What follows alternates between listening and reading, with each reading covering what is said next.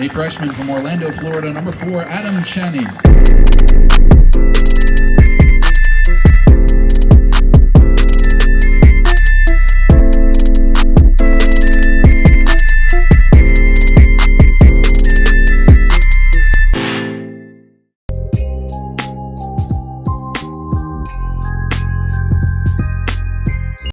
What's up, guys? I hope you're all doing well.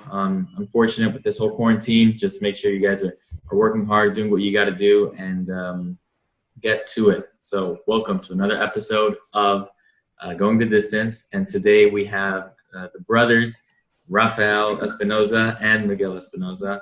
They're both based in California, and we're just going to get straight to it. I guess we'll start with Rafael, and we'll get into Miguel, and we'll mix it up, and we'll get straight to it. So you want to introduce yourselves and just talk about a little bit of your background and what's been going on with you guys. Okay. So yeah, Rafael Espinoza. I'm currently playing for UC Irvine, Division I soccer in the NCAA. And yeah, I mean, I have experience playing a year in the professional leagues with OCSC, so Orange County Soccer Club. They play in the USL championship division here, so it's the second division here in the United States. And yeah, growing up in my youth, I've started off playing AYSO, went into club soccer by the time I turned 10. Played for, Newport. It was called Newport Mesa Soccer Club at the time. Then got bought out by Slammers. So Slammers FC, Newport Beach. And then from there, went to Patty Adora's Academy. And then while playing with Pats, I was also playing for OCSC. And then I had verbally committed to UC Irvine when I was the sophomore year of my of high school. So yeah, that's just a little brief overview. So I'm currently playing soccer right now. I'm recovering from an injury, from an ACL meniscus injury that I had like last year. So currently recovering from that, but yeah, it's a little bit about me. That's good. And your age as well, just to get some perspective. Yeah, I'm 19 years old.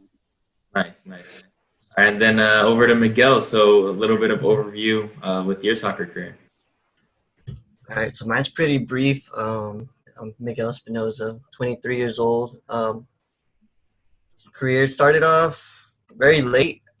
I started playing AYSO when I was 12, 13 years old. So I started playing ASO. I was pretty, I guess you could say, above average when it comes to the playing. Like I was always top 2, at least, growing up. But I never played club, and that's due to not knowing. Like the part of the reason why we started Athletic Ascent was to, for like resources basically, and all of that I never had. So back where I was so from there, ASO, it was either ASO or play Sunday leagues. And I've gotten offers to play club, but I just never saw it as realistic just because of the money situations. So yeah, from there I played high school. Well, before getting high school soccer, I actually tore my ACL, so my left knee, and then from there it kind of went downhill because I got cleared the 6 months, and then I come back and play, and I never really did the actual recoveries because I was young, So then later on throughout my career, my ACL got loose, so I had to get it reconstructed. So I was out for a whole year. And then from then, I just started playing Sunday League with the adults. And, I tore my ACL once more, but this time with my right knee.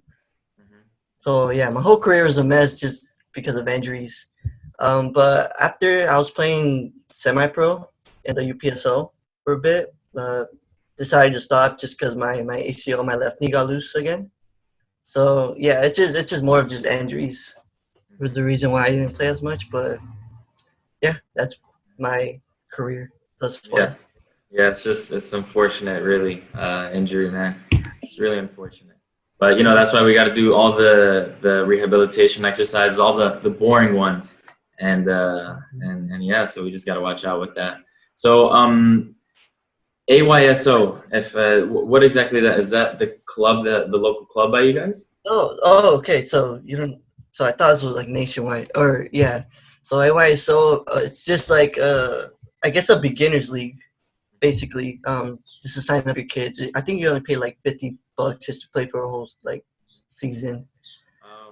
It wasn't competitive at all, or to some extent, I guess, because there's levels. There's a beginners level, and then the All Stars, which is like the mid level, and then APP, which is advanced players.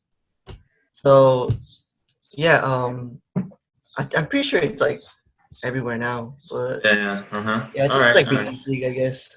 Yeah. And so, did you guys, or I guess we'll go to Rafael. Did you play any other sports when you were younger, or has it always been soccer? It's always been soccer, man. I mean, so the thing is about my brother and I, and it goes back to what he was saying, why like he started like playing so late. Was because we come from a family who's not soccer oriented. You know, like we don't come from a soccer family. My parents, you know, they did they didn't know much about soccer. My sisters, you know, we have three older sisters, and they don't know much about soccer. So it was just more like we found the love for it ourselves, and where we used to live in this like really we used to live in these apartments where we had other friends there who we would hang out with all the time, and one of them just came back from Mexico. Came back, he's like, dude, like I learned how to play soccer, and like he just started teaching us how to play. And then, you know, at that, like we were young, like I was probably like 4 or 5, and my brother was, you know, however old he was.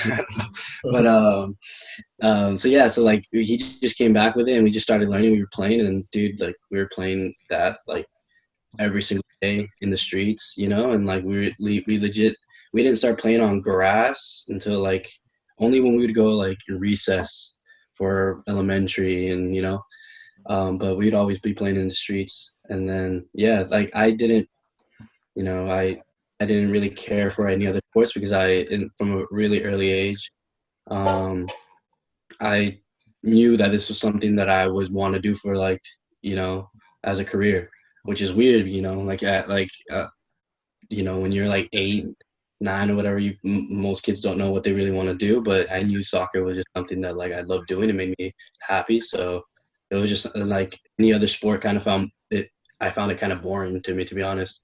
So yeah, no, I played soccer. Yeah, just soccer. I suck at every other sport, to be honest. Yeah, yeah, no, so kind of similar with me.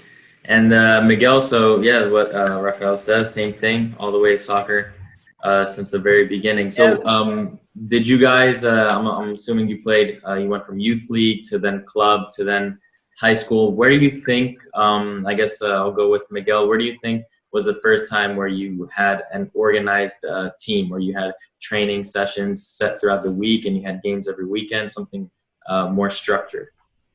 Yeah, so I would say the ASO, the AYSO. We train 2 times a week, and then on the weekends is when we had our games. So yes, it started with the ASO, definitely. For you, Rafael, same thing?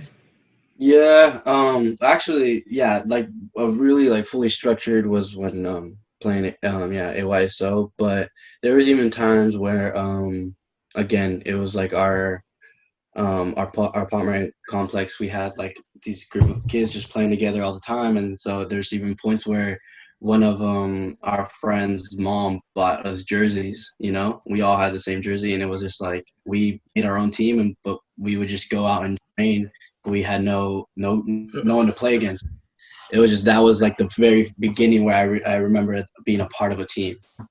So, but that Okay. was like That was kind of like the start. The start. Where do you think it started? The competitiveness, the rigorous training. When do you think that started to increase? So would you say later, maybe in high school? me personally, dude. Again, like a lot of it is like a lot of my success and like my personality and stuff. I owe it all to like the way we grew up and how we played. Because dude, it was competitive all the time. You know, when we played, we had just a little like kind of like so you can imagine it a little bit. We had like where our laundromat was. There was just a big area where it kind of looked like indoor soccer. Like it was just like set up to play indoor in there. And so we took advantage of that. We'd get the manager called on us all the time and stuff. We'd get the the neighbors getting mad at us. We've broken like glass windows. We've broken walls and everything. We destroyed the apartment basically. But there is like, and it was on full on concrete, and dude, we were so competitive at such a young age that we'd be diving on concrete, we'd be slide tackling on concrete, we'd be getting mad at each other, we'd like, and for no reason, it's just like we wouldn't talk for like a few days because of a game and stuff, and and we'd be, and the thing is that we wouldn't have a time where it's like we would have like, okay, let's play 30 minutes one half and then another 30 minutes or 45 minutes, whatever. Like it was just like play until we had like, there's this bush that had thorns, and let's play until the ball hit to the bush and pops, and we can't play anymore. Yeah, because because we would just keep playing and playing and playing, and it was either until the ball pops or until we get ball on us. That was just so. Like honestly, like at that age, like growing up, like that's when it was very competitive, and that's where, and then as I joined every team, I always felt like I wanted to be the best player on the team. I've been the captain for the majority of my teams, and it's just felt like I've always wanted to lead us to success. So that was just kind of from the way we got brought up. That was just what like grew my attitude and personality. Right. Okay, yeah, no, it's good to have a competitive aspect, especially from a young age. And so for you, Miguel, when do you think, or did you, when you were younger, did you do the extra training sessions where you would go, on your own to the field and do like the boring work, the boring drills, the stuff that not a lot of players do? No, man. Actually, I was quite the opposite. I just played whenever, everyone wanted to go play. I'm like, well, I'm down to go play, but yeah, because I used to skateboard too, so a lot of my time was skateboarding. But yeah, when it comes to soccer, training actually just started once I started playing with an actual team. I never, So whenever I did take this, I had time to go train aside. That was when like someone invited me to go train. But I feel like soccer, to be honest, came naturally. One, because it's natural, and two, because we always played, the street soccer, so we were just naturally. I feel like technically we were pretty good, and I feel like also we were just passionate when we came to playing. That's why, like, when I first joined my first team, and we lost the final. It was like my first time in the final, and we lost. I was so like hysterical, screaming at the refs, dude. It was so crazy. I was just so angry. It was too funny, man. But yeah. Not the side training. I honestly, I wish I was able to, but like I said, I didn't know any better. I was a kid. I was just having fun. What would you say, Rafael? How was that situation with you? Yeah, I mean, in terms of like, obviously as years went by, I would do more and more individual training. Like now, the amount of individual training I do is almost every day, even when I have a team training session. But growing up at that time, like when I started in AYSL, I think the outside training from team trainings were when we would go and play with the team, with the people in our apartment and stuff, But there's even times where we would go to like elementary schools and even like try to set up a training session, but the majority of the time we just set up like just shooting, not knowing any better and just taking shots, practicing our free kicks. And it was just like, that's just like we're kids. We didn't know what drills to do or anything like that. We were just having fun at the time. But so looking back at it, I wish I would have done more individual training, but definitely like once I turned 14, 15, like it was like individual training just started like picking up.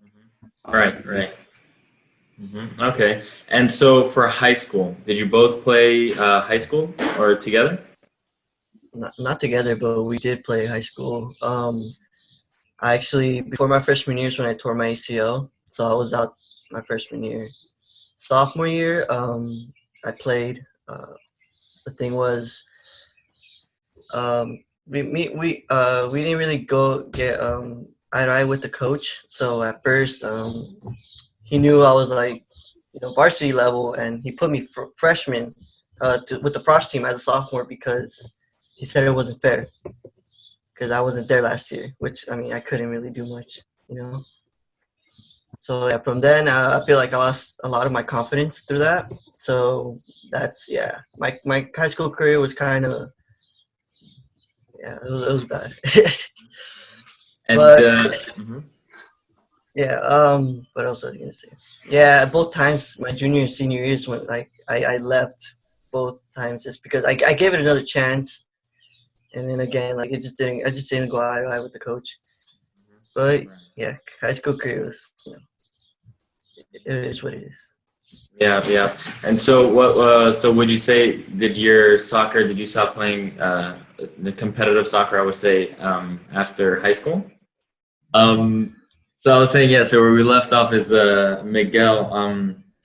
You were saying that high school soccer didn't really end up ending the way you wanted it to end, which is unfortunate. Exactly, But yeah. but yeah, so I was gonna say, so Rafael, how was your high school experience? And now you said previously that you had committed to UC Irvine your sophomore year. Yeah. Sure, pretty rare. So how was that whole experience? So so I didn't get recruited or scouted by UC Irvine through high school. It was through club, but I did play high school soccer as I was playing club soccer. And my freshman year, I went to the same exact school as my brother did. Had the same exact coach and everything. So same situation. I went in my freshman year, talked to the coach. He said, "You're good enough to play varsity, but I don't think it's fair for the seniors." So he had me play. Frosh, so with the freshman team, and his idea was for me to play, Frosh and win a title or win the league because we haven't won in years. So I was like, okay, and we had some good players on our team too, and so we ended up winning. I ended up having like almost 30 goals that season or something like that. It was something like and then my sophomore year got called up to play varsity, so I was playing varsity soccer my sophomore year and was top scorer. I think I have the most goals ever scored at Estancia High School, which is like in the season, which was like 17, 18 goals in that season. And I was playing out of position as well. I was center forward. I'm center forward, and I was playing as a right winger the entire season. So, but yeah, sophomore year was top scorer, and then my junior year, I during preseason actually fell and during a game I fell and broke my clavicle, so my collarbone. Broke it and was out the entire season, so wasn't able to play high school soccer my junior year. And then senior year, I didn't go back to that high school. Senior year, that's when I had the summer after my junior year, I had signed with OCSC. So my senior year, I had to do independent studies. So I ended up doing my last year of high school in like 3 months. So I finished that in 3 months. Yeah. Online? It was the way it worked. I went to class once a week, at 1 for like an hour, and they would just give me packets to do and turn in every week, and I did that, and I only had a few credits to finish too, so I got that done like really quick. 3 months, and so I was done with my senior year in 2018 when I should have been done 2019. And then I didn't play my senior year. I was playing with academy and with the professional team, OCSC. Right. So how was that transition going from high school and club to now playing with the academy and with the first team? The transition was definitely weird because I was so used to just being, the captain and leading the team and being considered one of the better players on the team and stuff like that. Um, and then now transitioning to playing with a professional team, it was just kind of like you are now one of the like you are you're I was 17 at the time, so you're a young player, and I'm playing now with 20-year-olds and some 30-year-olds who have experience playing out in Europe and stuff, and have a resume behind them, and I'm over here coming out of like high school and slammers, you know. So it was a bit nerve-wracking, and it was a great experience overall. But yeah, the transition was completely it was a big transition because I went from, again, being one of the better players to now being considered one of the worst players on the team because everyone is just so good. They're all professionals. They've been getting paid for the majority of their career. Right. So yeah, I mean, but then again, they knew too that I was a young player. I was coming in at 17, so it was. It didn't prevent them from getting on my ass when they needed to. I would, be constantly told, stuff when I messed up or anything. But they also were trying to lead me to the right, making the right decisions and stuff like that, and how to improve and everything. So it was definitely a learning experience, and yeah, it was a pretty big transition and a pretty quick transition as well, but it worked out. I handled it pretty well. That's good. Yeah, that's good. That's good. And so for Miguel, now you finished kind of with high school soccer. Didn't really work out the way you planned it out to be. So what was your next step? What was the next thing you wanted to do to try and continue with soccer? So yeah, all the soccer wasn't working out just because of injuries and stuff. So, and me and my brother always talked about like, dude, it's crazy how like we never had that guidance, that one person to tell us, hey, well, I feel actually scratch that. My brother, he did have like a really good coach that did help him and guided him, which was one inspiration. So that led me to actually go ahead and coach. Like I actually reached out to his coach, which is Jerry Laterza, which is an ex-professional player, and yeah, he helped me with a coaching job. So I essentially just helped them out with the toddlers and just coached them. I want to go get my license for coaching, so I got my USSF coaching license, e-license. So yeah, from then I stayed there for about a year or two, and then to be honest, I didn't think coaching isn't really for me when it comes to like a whole group, just because I'm not as vocal as I should be. So from then, me and my brother were talking, and we decided, we should probably be that person that we never had, besides like his coach. So yeah, that's what we thought of. Honestly, we thought of like the concept, and the next day, my brother already had a logo drawn up, and yeah, we just started from there. And yeah, man.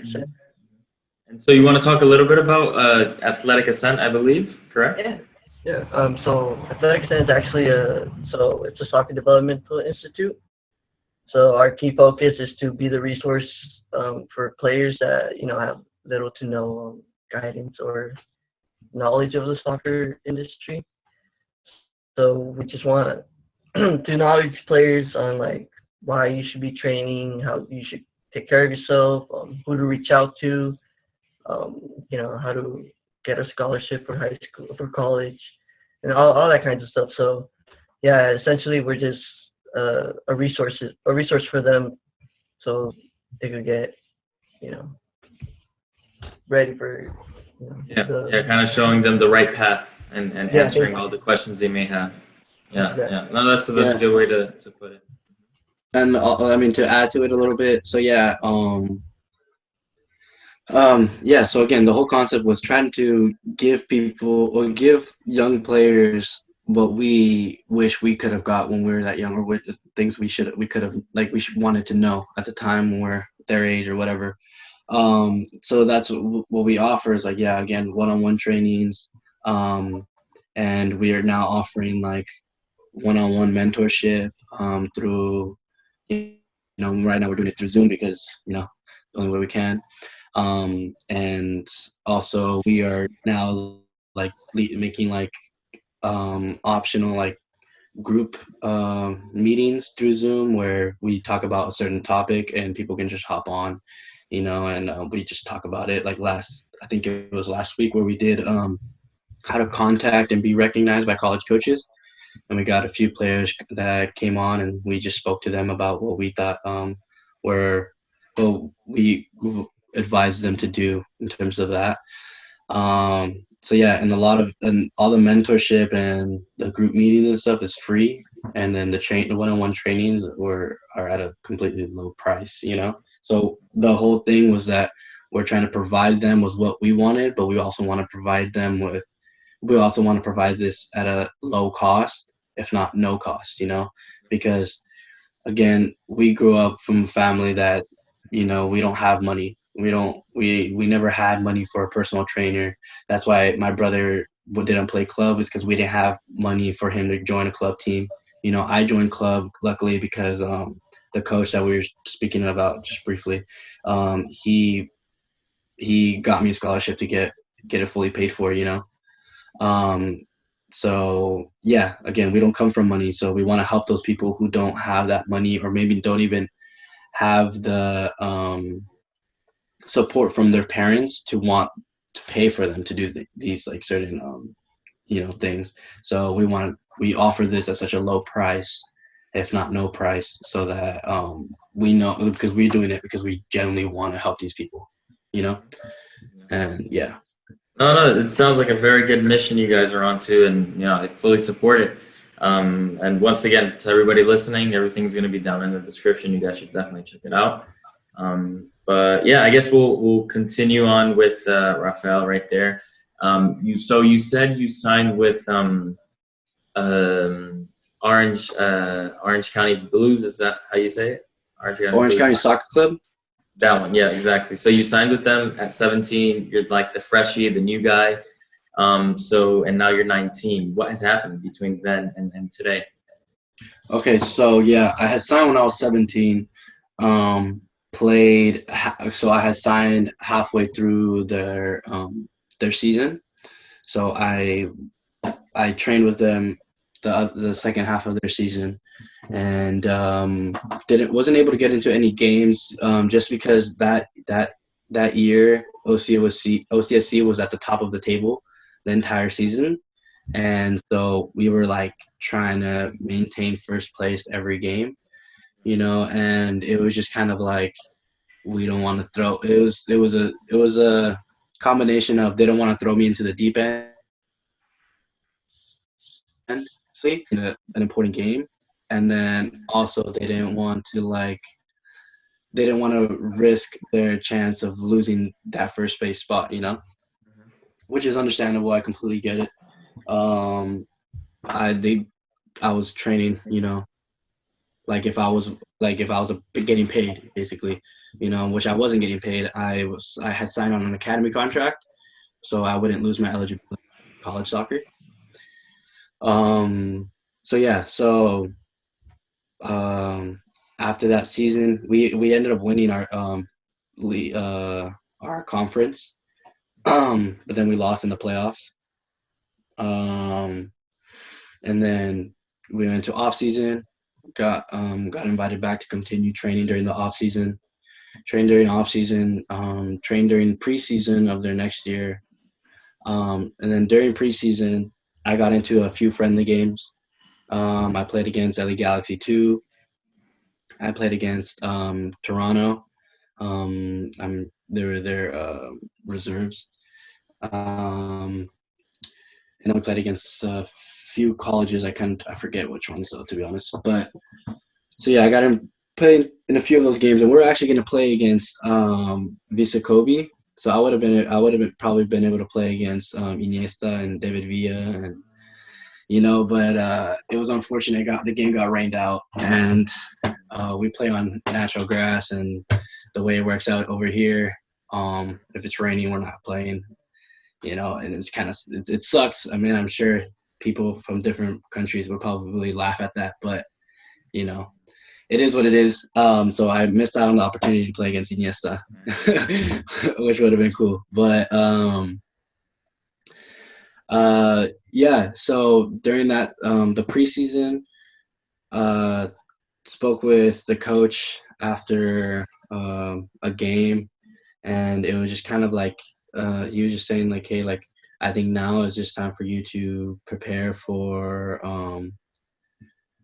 UC Irvine, because I think that's where you will continue developing. He's like, now that you have this experience, you know what to expect playing second division here in the United States. And yeah, I mean, he was saying like listen, our idea is that for you to be there for a year or two, develop contact with you, bring you back if you wanted to, something like that, And it was just like, yeah, it was very like mutual, like I understood, and I knew that I needed a bit more development in order for me to play at that level, or even at the level I want to be playing at, which is Division I, So, and I thought UC Irvine was the best place for me to develop, because they had the I wanted like that I'm into, and the coaching staff is amazing there. It's not the typical college soccer college soccer style that UC Irvine plays. Wait, can you guys hear me? I don't know if you guys froze. Can you guys hear me? Kind of. Yeah. It, Okay. it Sorry. freezes a little bit, but we hear you all the way through, or at least I do. Mm-hmm. Okay, for sure. So yeah, I'll wrap it up a little bit. So yeah, so UC Irvine, like they the whole method is tiki taka, like to play quick. So I knew that I would develop really well there. And yeah, it was just unfortunate that right before going into UCI, I tore my ACL. So yeah, that's basically what happened. So now that entire season, my freshman year of college, I was out for the entire season. But I've been learning a lot. The coaching staff there, I'm telling you, is really good. And the head coach, Yossi Ross, his soccer IQ is like, amazing. And he does really well into like implementing like these soccer concepts into our heads, And so especially me sitting out for an entire season, being able to go to every training session and just watch it all the way through and really analyze what the coach wants from everyone, and what it allowed me to develop my own soccer IQ and really learn my position and what it is for me to be successful in that position, So yeah, so that's basically what happened from when I was 17 to now that I'm 19. Again, currently I'm just rehabbing, recovering, and yeah, I'm feeling good now though. So yeah. That's good. Yeah, no, to especially get that experience at a very young age, 17, playing with people that are very experienced. And then again, it's normal not to play, at least throughout the season, as you were a very young age. And, that's just a great experience to take that into college soccer. Unfortunately, it didn't work out. But so I'm assuming you redshirted this year or this past fall? Yeah. But yeah, no, that's very interesting, and just wish you all the best with everything, with all of that. For Miguel, though, something that caught my attention was you just got your USSF e-license. I have about next week is when I finish my spring semester, and throughout this summer, I want to really focus and at least get that license, because I also want to be in the coaching field later on in my career after I'm done with soccer. So I just want to know how was your experience getting the e-license, and what was that all about? How long did it take? And I'm interested. I'm curious about that. Yeah. So at first, because this was the time when Jordan Klinsmann was coaching the national team. It was about 2-3 years ago. So The way it works then is you get the F license and then your E license, and then moving upwards from that. I believe now it's like you start with like the grassroots, and then you go Grassroots, right? Yeah, E. Yeah. that's what So I'm planning the to do. way I went about it is so the F license was fully through online. So I did that, and then we had for the E license we had to book a specific date and location. And at the time, I wanted to get my license as soon as possible, and the nearest location was in San Diego. So it was a 2 day course thing that they had. So first day was a lot of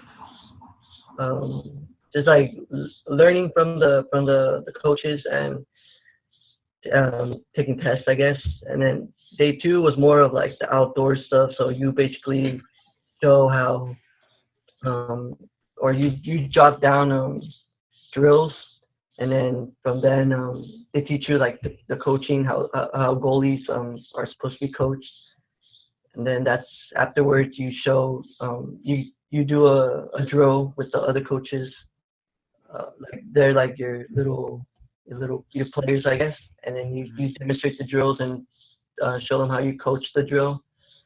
And yeah, after that, they give you an answer about a week in that week, letting you know if you get your license. With most people do get it. I mean, it's not hard getting, especially now since the grassroots.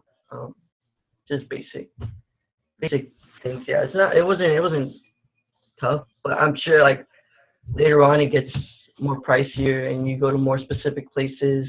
And yeah, obviously you have to know your stuff, but obviously it's if you play college soccer, you know the basics, so you'll it should be second nature to you when you do the testing and whatnot. The thing that interests me the most is I'm finally going to take a course where there's something that I'm interested in, something that I enjoy. So, soccer, understanding the different drills, and I'm sure the philosophy of the American philosophy, because it would be, since it's the USSF, I would be going off based off the American philosophy, if I'm right. So that's just, something I'm really interested in and something I'll look forward to in the next few weeks. But for you, Rafael, so now you're recovering from injury, and you unfortunately missed out in this spring season.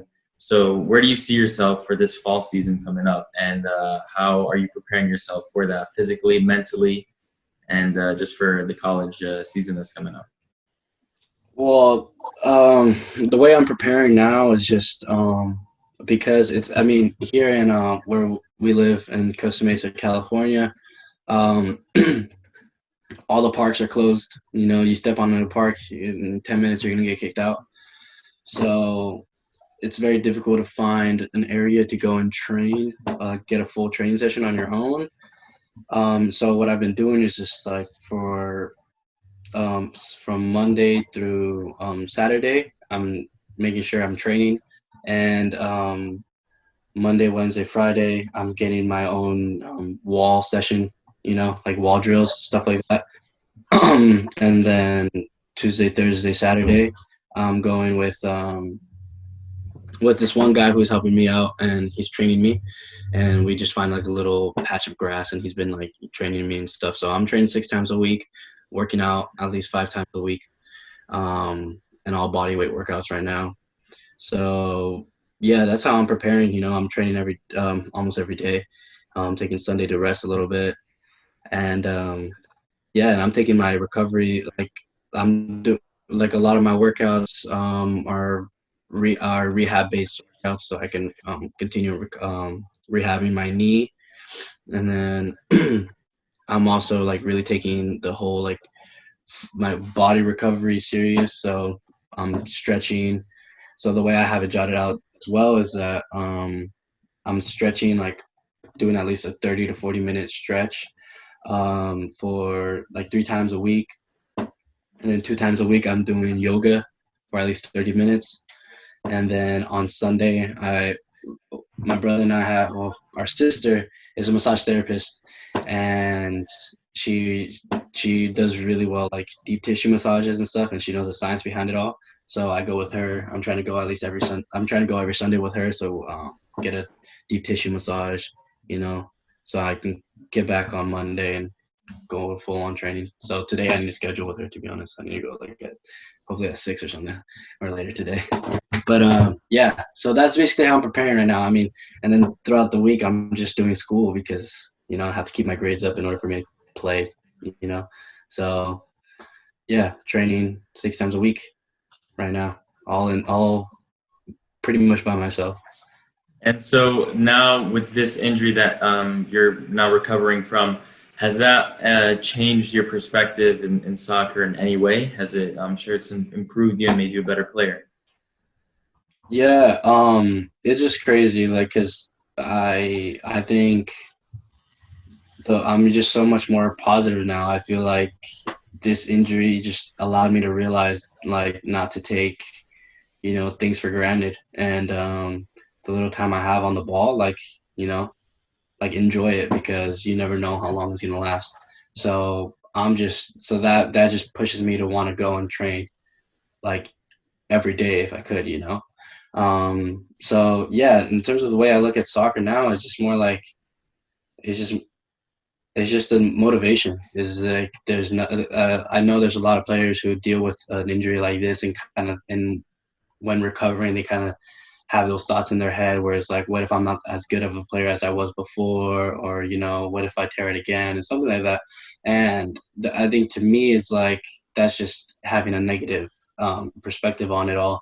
And ultimately, in everything you do in life, negativity isn't going to help you, So I've installed this positive in my everyday life, where trying to just look at things in, like, as as positive as possible. So with this, is like, I know for certain that right now, in terms of, maybe I'm a little rusty right now, but I generally feel like I'm a better soccer player than I was before I got injured. Right. And it's just, Right. and I feel like I'm stronger, and I feel like I feel like I generally feel like everything happens for a reason. So that injury was meant to happen for me to realize that, like, I like, just to give me a little bit more motivation, more of a boost for me to continue. That's good. That's good. Yeah, that's very good.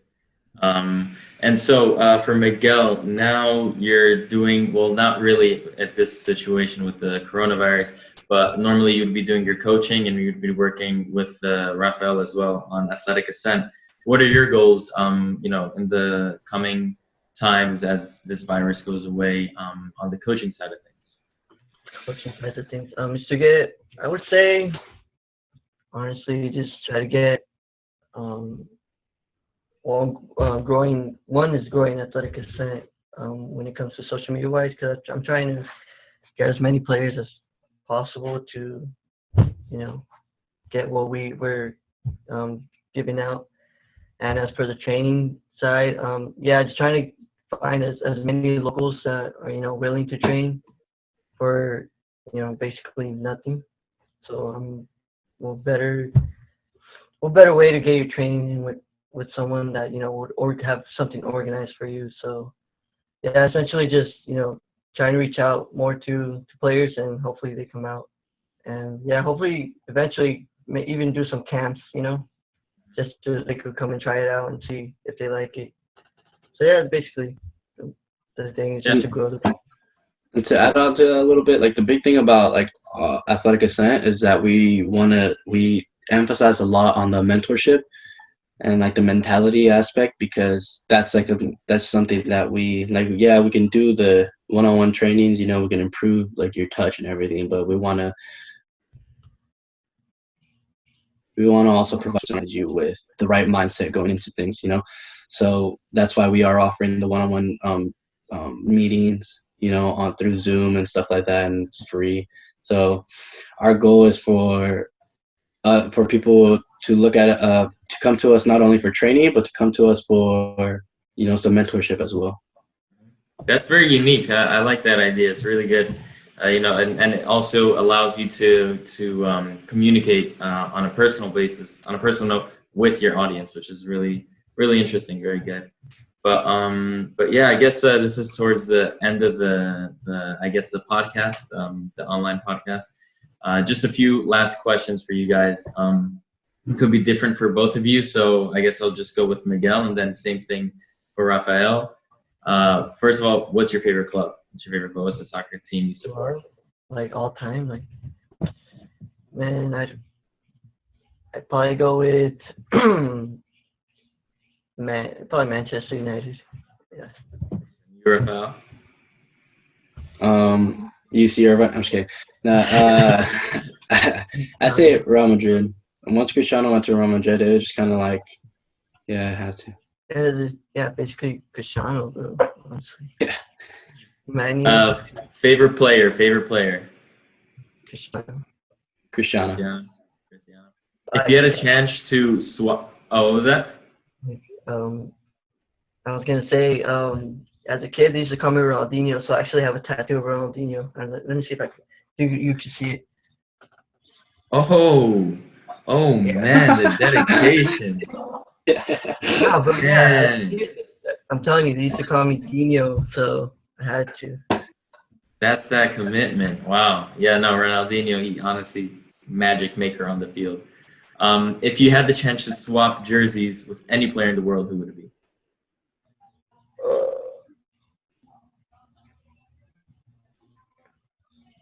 I go first. No, I was like, Whoever, up to you. My Cristiano Ronaldo. Yeah. Well, I'll probably go Ronaldinho in his prime. That would have been awesome in person. All right. And if there was any player you could talk to and have a conversation with, who would it be? I'm repeating myself. Cristiano Ronaldo. Cristiano? All Dude, right. he's just dude, his work ethic, his mentality, his everything is just like, it's inspiring to me. So that's something I definitely want to talk with him about. And last question for you, I guess, Rafael, it would be Cristiano. What question would you ask Cristiano? Fuck. Can you give me a trial for it? Actually, no. Damn, a question. See, if I were to interview him, I would take hours to think of questions just to like really think them through. But a question, I'd probably be, man, that's hard. I don't know. All right, I kind of put you on the spot. Think about it though. What about you, Miguel? Okay, I'll go with Ronaldinho. I'd ask him how is he always so positive? Yeah, always has a smile. Yeah. Mm-hmm. No, I'm like, It's hard. I put you on the spot. It'd have to be something about like his dedication and motivation. Work Like ethic, it'd have to be something about that. Whereas like, what is his? I know it's his competitiveness though, because that's the thing. How do you stay how do you stay so competitive 99.9% of the time? Like it's just insane. he's natural. Like, yeah, I don't know. Have you seen that interview where he says, "I hate to lost"? Where he said what? He's like, "I hate to lost." Oh, he said no. I didn't see that. Why is instead that? Of I hate to lose. He said instead of "I hate to to lose," he said, "I hate to lost." But yeah. I would have said, "Do you regret saying that in that interview?" I don't know. That's hard. But yeah. So I guess that's the end of the video. Honestly, it was amazing talking with you guys. I learned a couple things here and there. And I hope everybody that's listening, if you came this far, I'm sure you guys there's a lot of quality here, a lot of great content to listen to. So it was a lot of fun talking with you guys. I look forward to the podcast with you guys. That's going to be interesting. For sure. And yeah, maybe a few last words. Maybe you want to say something to the audience. I can start it. Make sure you guys check out Athletic Ascent. It's we're really trying to help the youth. We're trying to help people, with playing college soccer or playing professionally. We're really trying to help these people. And if you're someone who's interested in our mentorship or just even getting some drill, like some training ideas, we have that all on our page, and just feel free to DM us. And yeah, you can even follow my personal account, Rafael.Espinoza10, and follow my career, because it's not ending anytime soon. Definitely, yeah. And even if you guys are, maybe far away from California, which you guys are based on, they still do a lot of stuff online, so you can always reach out to them that way. Once again, everything's going to be linked down below. And yeah, once again, thank you so much, Miguel. Thank you very much, Rafael, for coming on. for the podcast. And for the audience, for you guys, hit that like button. Make sure to check them out down below. Subscribe, and I'll catch you guys in the next video. Take it easy. Peace.